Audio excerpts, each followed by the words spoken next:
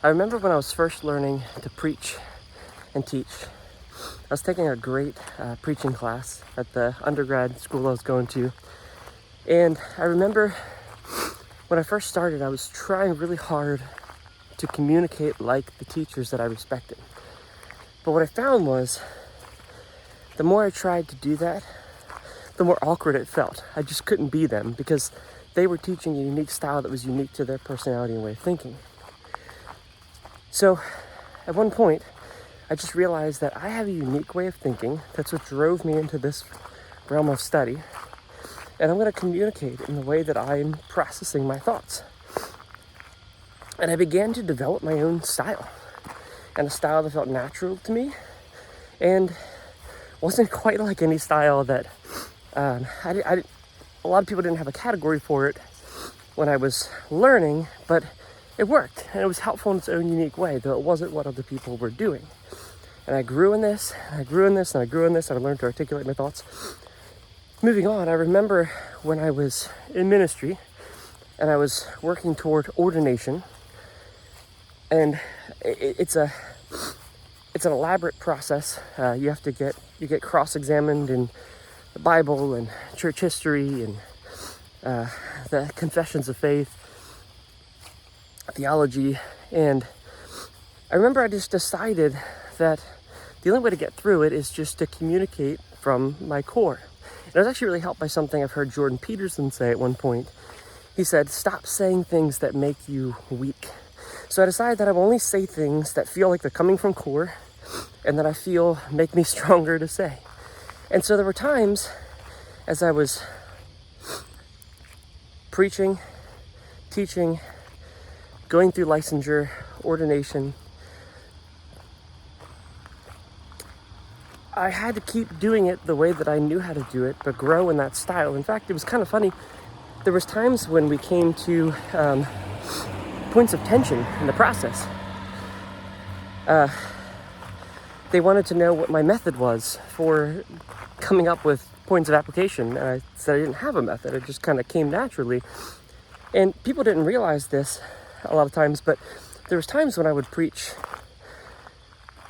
4 times a week. So I wasn't the main preacher. I was an assistant pastor, but I would preach if I had to preach on Sunday morning, I would also teach Sunday school. I would also lead youth group. And then I was teaching a class of college-age students. And I actually wouldn't prepare very much.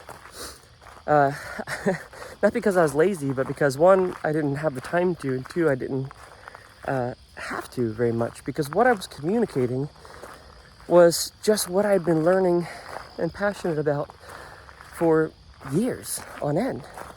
So I was constantly training myself in this subject matter, constantly working through how to think of it on my own. And then when I taught, I just was an overflow of that. I oftentimes would be taking a shower a few hours before preaching, come up with the points, and then deliver it. And then people thought that I was memorizing my manuscripts. They would notice that I wouldn't preach from notes, and it would be engaging in my own unique way. That was just because it was coming from me. Fast forward a little bit. Crazy thing is, I ended up getting fired from that job. Experience I don't fully know how to make sense of. There wasn't any scandal. It was a really confusing situation. But I lost the job. And as I tried to reapply for church jobs, it just wasn't working anymore. I realized I wasn't in a place where that was what was coming naturally to me. For a variety of reasons I still haven't fully fleshed out. And somebody told me something during that time. They sat down with me and he gave me this advice. He said, "Stop trying to do things, or stop forcing things that God isn't helping you with." And I realized a lesson from that, and now I'll just share this. You have to move from your core. You have to do each of us has a unique makeup, a unique set of experiences, a unique personality that we bring to the table that really no one else does. And the key is to operate from that, to find the skill sets, to find our contribution from that core. And yes, we have to grow. We have to evolve, but we grow from core. And here's what I've found. You know that you're not operating from core when you feel out of place, when you feel self-conscious, when you start comparing yourself to others, when you feel stuck because you can't contribute in the way that someone else does.